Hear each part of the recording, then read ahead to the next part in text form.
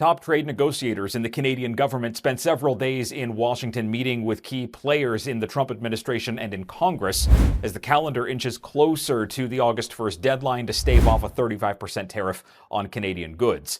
Dominic LeBlanc held several face-to-face meetings with a bipartisan group of senators and a sit-down with Commerce Secretary Howard Lutnick, and while talks were considered positive, they have produced no results so far. Trade tension. When Canada is forced to choose, with the countdown ticking toward August 1st, the red line set by President Donald Trump for the renegotiation of trade relations between Canada and the United States, Ottawa, is facing one of its most difficult decisions in the history of bilateral negotiations. For decades, the U.S. has been Canada's largest and seemingly irreplaceable trading partner. The two economies are tied closely by geography, history, and mutual supply chains. But when President Trump suddenly reversed policy and began imposing tariffs on key Canadian exports like steel, aluminum, softwood lumber, and automobiles, the backbone of Ontario's economy, the once stable relationship quickly grew fragile. During a summit with provincial premiers in Huntsville, Ontario, Prime Minister Mark Carney made his stance clear. We will only accept the best possible deal for Canada. No rushing. No concessions at any cost. It was a resolute position, but one that carries serious risks. If negotiations fall apart, Canada's core industries may continue to suffer under harsh tariffs, while businesses and workers brace for an uncertain future. In this context, Canada is facing a much bigger question. Should the country continue to rely so heavily on the American market where politics can shift overnight through a single tweet? Or is it time to step into the world, forge new alliances, and build a more independent, resilient economy? This is no longer just a trade negotiation. It is a defining moment economically, politically, and strategically for Canada's future in the 21st century. The countdown begins. A trade chessboard and pressure from the White House. 10 days before the so-called historic deadline, the political atmosphere in Ottawa feels like a held breath. August 1st, a self-imposed date by President Trump, is fast approaching, and ministries, businesses, and political leaders across Canada are preparing for every possible outcome. The most worrying factor in Trump's trade game? The rules can change at any moment, sometimes via a tweet. President Trump is very hard to predict. Everything with him is in constant flux. It is difficult to build a sustainable deal with someone who keeps changing the starting point, said Manitoba Premier Wab Kinew. His perspective is widely shared. Premiers like Doug Ford, Ontario, Tim Houston, Nova Scotia, and Susan Holt, New Brunswick, all voiced concerns about the unpredictability of Trump's negotiation style. At the summit in Huntsville, Prime Minister Carney stressed that his government would not be boxed in by artificial deadlines. We won't let time pressure distort our strategy. A bad deal could have far worse consequences than waiting a few more months, he explained. In reality, talks have been disrupted several times by shifting American demands from domestic content requirements for autos to pharmaceutical regulations and even alcohol imports. The greatest concern now, can any agreement with such a volatile administration truly be trusted? Another notable date, July 21st, was considered Retaliation Day, the moment when Canada could respond with countermeasures if no progress was made. But now, with that date passed, Ottawa appears more focused on patience than confrontation. We are reopening diplomatic channels while preparing for long-term alternatives that go beyond these artificial clocks, Carney said. Still, patience has its limits. When asked whether he believed a deal could be struck by the deadline, Nova Scotia Premier Tim Houston was cautiously optimistic. There is still a path forward, but we must also be ready for the worst, and that could happen overnight. Section. All eyes are on Washington. But from the quiet town of Huntsville, Canada is quietly redrawing its trade strategy. No longer simply reacting, the country is now reevaluating its position in a post-globalized world. If an agreement is not reached, the next question will be, where does Canada turn? Between a hammer and an anvil, Canada's industries under fire. If negotiations fail or stall indefinitely, the immediate fallout will hit Canada's key industries, the economic pillars that have long thrived under stable cross-border trade. As U.S. trade policies shift like winter weather in Quebec, factories, Supply chains and workers across the country are bracing for impact. The automotive sector, especially in Ontario, is on the front line. Flavio Volpe, president of the Automotive Parts Manufacturers Association, warned that a 25% tariff would be unrevivable for major plants in Windsor and Brampton. These facilities are more than just factories. They are economic hubs supporting thousands of direct and indirect jobs. Steel and aluminum, already hit by tariffs, continue to struggle. Brian Kingston, president of the Canadian Vehicle Manufacturers Association, stated plainly, no financial support can offset the loss of competitiveness in the U.S. market. He estimated that tariffs have already cost North American automakers more than $40 billion and reduced sales by over 2 million vehicles this year alone. Agriculture, forestry, pharmaceuticals, and seafood are also feeling the squeeze. Canola, pork, and seafood vital exports for provinces like New Brunswick and Newfoundland have been hit with Chinese tariffs, further complicating the situation. We are so fixated on August 1st that we forget the damage started long before. Premier Holt warned. More concerning is the psychological impact. Businesses are delaying investment. Consumers are anxious. Foreign investors are questioning Canada's economic stability. We risk not only losing contracts but confidence, Kingston said. Another dilemma: misdirected retaliation. While Ottawa considers countermeasures like reciprocal tariffs or targeting sensitive U.S. industries, alcohol, tourism, defense, experts warn this could backfire. Businesses are telling us Canadian tariffs are hurting them more than American ones, said Alberta Premier Danielle Smith. What should Canada do instead? Some suggest investing in long-term competitiveness, cutting production costs, diversifying markets, and relocating supply chains away from the U.S. But whatever the approach, one thing is clear: Canada can no longer afford to be a passive player in a game with ever-changing rules, and it certainly cannot rely on goodwill from a partner that now uses trade as a weapon of power. Canada cannot rely on the U.S. forever. A unifying message from the provinces. For many decades, the trade relationship between Canada and the United States was seen as natural and unshakable. But now, with a volatile White House and an unpredictable president, the awareness of overdependence on the U.S. has evolved into strategic caution, even a national awakening. The summit between Prime Minister Mark Carney and the provincial premiers in Huntsville was not just about updating the status of trade talks. It was a pivotal moment for listening to the realities from the ground, voices from leaders who see the economic consequences of American policy unfolding daily in factories, ports, and farmlands across the country. And something rare occurred: near unanimous consensus across the political spectrum that Canada must act more independently and reduce its reliance on the U.S. market. Ontario Premier Doug Ford, long seen as business-friendly toward the U.S., did not hold back. We cannot count on them anymore. It's as simple as that. He declared. Ford emphasized the need for an all-Canadian pipeline that does not cross U.S. soil to ensure energy security. We can no longer leave our fate in the hands of someone else, he added. Alberta Premier Danielle Smith went even further. She proposed the creation of an economic corridor stretching from the west coast to the east coast, connecting Alberta, Saskatchewan, Ontario, and Atlantic provinces to ensure the flow of energy, raw materials, and goods without relying on American routes. We have waited long enough to build our own strength. Now is the time to act, she stated on CBC's Power and Politics. In Manitoba, Premier Webkinu, who champions a development model based on First Nations consensus, remarked, "The world is shifting. And if Canada keeps betting on one card, the U.S., we will not be the ones shaping our future." He warned that Canada risks becoming an economic hostage in Washington's political games. Even smaller provinces like Nova Scotia and New Brunswick, which depend heavily on U.S. exports, have begun shifting course. We are looking to sell seafood, lumber, and energy to other markets. The U.S. is no longer our only option, said Premier Susan Holt. Perhaps most striking is the widespread support for Prime Minister Carney's patient and strategic approach. None of the premiers expressed opposition. Instead, they voiced confidence in the federal leadership, a rare show of unity in Canada's often divided federation. This is not the time for partisanship. This is a time to act as one country, declared Premier Tim Houston of Nova Scotia. These firm and sometimes fiery statements reflect a broader transformation in Canadian thinking.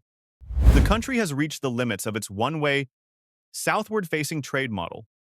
When a nation depends on a single customer, that relationship, once disrupted, becomes its greatest vulnerability. And if there's one message that echoed throughout the summit, it is this: no one wants to learn this lesson twice. Reaching beyond the EU, South Korea, and Canada's global expansion strategy, our phone is ringing off the hook with countries that want to do more business with Canada.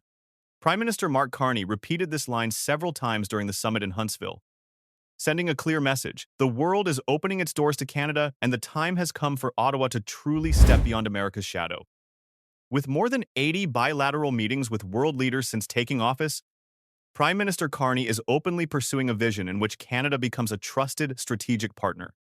Especially at a time when many countries are rethinking global supply chains and seeking to reduce reliance on large but unstable economies, European and Asian markets, as well as other G7 partners, are now viewing Canada as a beacon of economic and political stability. Meanwhile, Canada's existing free trade agreements such as CETA with the European Union, CPTPP in the Asia-Pacific, and bilateral deals with South Korea, Chile, and Israel are being aggressively reactivated. We need more than just legal access. We need action to truly leverage these agreements. Carney emphasized, South Korea provides a prime example. The East Asian country is seeking imports of green energy, critical minerals, and high-tech products, areas where Canada can supply responsibly, transparently, and under strict ESG standards. Provinces like Alberta, British Columbia, and Newfoundland are developing green ammonia, hydrogen, and LNG projects specifically for Asian partners. Korea is not just a customer, it's a technology partner. This is a two-way relationship, noted Premier Smith.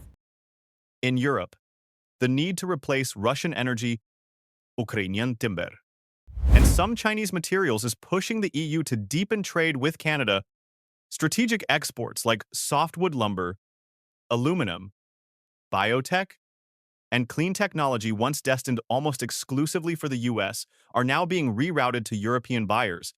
With the right investment, the EU could not only replace the US market but even surpass it in growth quality, said a trade official at Global Affairs Canada. This multipolar strategy is also reflected in Canada's foreign missions. Federal trade delegations, now including Premier Dutt, Indigenous representatives, and small business leaders, have already visited Japan, Germany, Belgium, and Chile in recent months. The goal is not just to sign MOUs, but to secure actual distribution networks and long-term partnerships in markets where U.S. dominance does not cast a shadow. Naturally, entering new markets is not without challenge.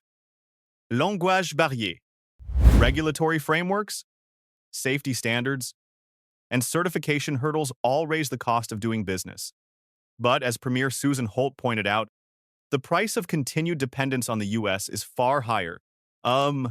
Canada had grown accustomed to the comfort of a familiar trading partner, but that partner has changed. The hand that once offered handshake agreements now wields tariffs as leverage. In many ways, it was President Trump himself, through his aggressive trade tactics, who pushed Canada to this necessary pivot. And as Canada steps out, it finds a world ready to engage, and perhaps ready to welcome a new kind of Canadian leadership on the global economic stage. Rebuilding from within, economic strength and the role of Indigenous communities. While diversifying international partnerships is a strategic pivot, rebuilding from within through domestic development and social consensus is the foundation of any sustainable economic future. In recent federal-provincial discussions, the word resilience has moved beyond political rhetoric and become a concrete roadmap, starting with infrastructure, energy, and a renewed partnership with Indigenous communities. Prime Minister Mark Carney is not hiding his ambition for a nationwide economic corridor linking western ports like Prince Rupert, inland trade hubs like Winnipeg, and eastern gateways like Halifax or Churchill. The goal is to create a logistics and energy network that would reduce dependency on the United States, allowing Canadian goods to flow internally and externally on Canadian terms. However, past lessons, especially from controversies like the Trans Mountain Pipeline, have shown that no major infrastructure project can succeed without indigenous consent. And this was acknowledged more frankly than ever before at the summit in Huntsville. Manitoba Premier Wab Kinew was clear. We will not lay a single brick unless First Nations are fully on board. His government is exploring co-development models in which indigenous communities are not merely consulted after the fact, but become co-owners of major projects including ports, railways, pipelines, and power stations. Such models are gaining traction in provinces like Alberta, Saskatchewan, and Manitoba. They promise not only sustainable revenue for Indigenous nations, but also a redefinition of the relationship between governments and Indigenous peoples from adversarial to cooperative. New Brunswick Premier Susan Holt highlighted a key principle. Indigenous nations are not against development. They are against exclusion. That mindset shift is reshaping how policies are drafted. Instead of designing projects first and consulting later, many provincial governments are now co-creating them from the outset, whether in offshore wind, mineral extraction, or interprovincial electricity grids.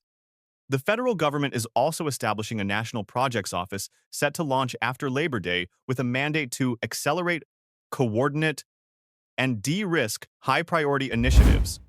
The aim is to tackle Canada's chronic issues with overlong project timelines, rising costs, and public resistance by ensuring early and inclusive stakeholder engagement.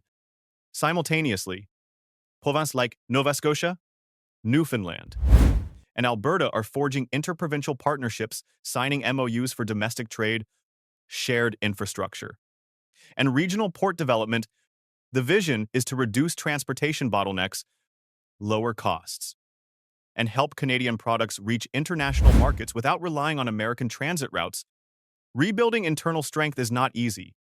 It requires time, trust, and bold political will. But in a world where external shocks are increasingly frequent, from geopolitical conflicts to trade wars, investing in one's own capacity is not a luxury. It is a survival strategy, and if Canada is to stand firm in the years ahead, it will not do so on foreign goodwill alone. It will need bridges, pipelines, and trust, all built on Canadian soil, in Canadian languages, and with Canadian values at the core. From reactive to proactive, Canada's path forward in the global economy.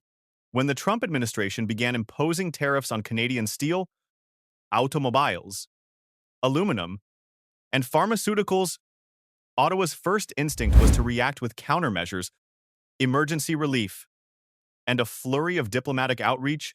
But after nearly a year of playing defense, a new realization is dawning. If Canada merely reacts, it will remain trapped in someone else's game. In recent cabinet meetings and provincial summits, Prime Minister Mark Carney has been delivering a consistent message. Canada must move from defense to offense, from reacting to shaping. This is not just a tactic to outlast Trump's trade maneuvering. It is a long-term strategic reorientation of Canada's role in the global economy. The first step is a multi-layered strategy that clearly separates sectors needing short-term protection from those with long-term potential for independent growth. Take the automotive sector. Heavily tied to the U.S. market, it will continue receiving federal support, but with an accelerated push toward electric vehicle production and diversification into European and Asian markets. Softwood lumber, long embroiled in tariff disputes, is being redirected to Middle Eastern and African construction markets, where demand is rising. At the same time, Ottawa is examining ways to reduce the structural costs of doing business in Canada through tax reform, modernized transportation infrastructure, and support for green transformation of legacy industries. We can't win a trade war by mimicking tariffs, but we can win by becoming the most attractive investment destination in the G7, said a senior finance department official. Canada's foreign strategy is evolving as well. The country is strengthening alliances with like-minded democracies committed to the rule of law. Smaller-scale mini FTAs are in the works with fast-growing economies such as Singapore, India, Indonesia, and the Nordic countries. Domestically, the stalled internal free trade initiative between provinces is being revived with the goal of creating a seamless national market that can absorb shocks and support industries facing external headwinds. One crucial factor in this pivot: business confidence. Ottawa is drafting long-term policy guarantees, especially in green energy, biotechnology, and artificial intelligence to offer investors stability amid global volatility. Businesses aren't afraid of risk, they're afraid of inconsistency. Give them a clear runway, and they'll take off, said the chair of the Council of Canadian Innovators. Simultaneously, Canada is reasserting its voice in multilateral institutions like the WTO, OECD, and G7. With its reputation for fairness, transparency, and democratic values, Canada is well positioned to lead discussions on restructuring global supply chains in the post-pandemic, post-Ukraine world. But the most fundamental transformation must be psychological. Canada must move beyond its historical comfort as a junior partner in someone else's economic orbit. It must see itself as a strategic actor, one that knows what it has, what it wants, and how to shape global outcomes without waiting for permission. As Premier Tim Houston of Nova Scotia put it, "We've been reacting for too long. The world is changing fast. If Canada doesn't move from defense to leadership, we'll be left behind." A deal may come or not, but Canada must be ready. August the 1st is approaching, but instead of anxious anticipation over a sweeping trade agreement with the United States, the prevailing mood in Ottawa and across provincial capitals is one of readiness for any outcome, including the worst, that no deal will be signed at all. We are preparing to build this country, with or without the United States. Prime Minister Mark Carney declared firmly, "This is not mere political bravado, it is a strategic manifesto for Canada's future, a country that no longer places its economic fate solely in the hands of one partner, no longer waits for signals from a volatile White House, but stands ready to define its own place in the world economy with clarity, courage, and confidence. If a deal is reached at the 11th hour, it will likely be a compromise under pressure, a document shaped by urgency rather than long-term vision.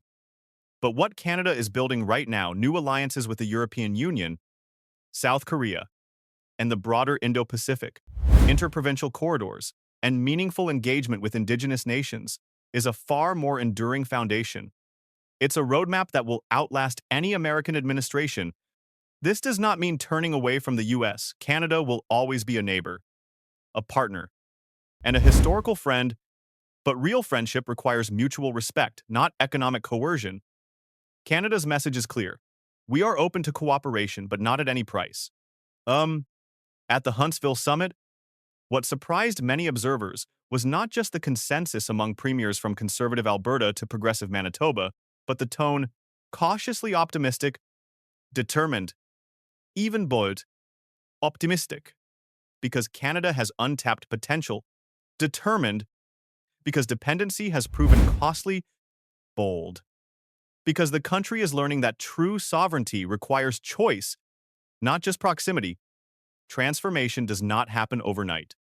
But Canada is doing the hard work, looking beyond the U.S., strengthening its domestic base, reshaping its trade architecture, and placing people from steelworkers and canola farmers to Indigenous communities at the center of its strategy. A deal with the U.S. may come or it may not. But the more important reality is this: Canada is no longer waiting. We are acting, pivoting, stepping out from the long shadow of history to write a new chapter, one marked by independence, resilience, and purpose. And if there is one lasting lesson from Donald Trump's trade offensive, it may be this: no country builds its future by keeping its eyes fixed on someone else's hands.